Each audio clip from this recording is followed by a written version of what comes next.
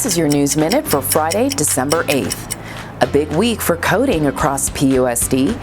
Hour of Code activities took place at many schools, including these Delsur TK and preschoolers using BBots for the first time.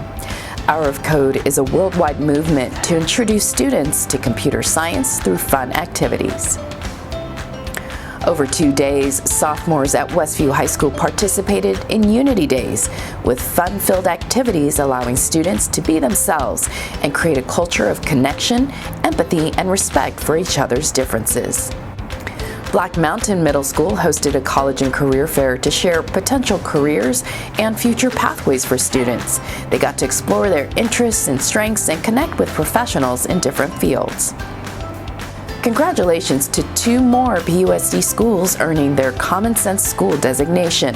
Morning Creek and Adobe Bluffs elementary schools were recognized for their commitment to teaching digital citizenship.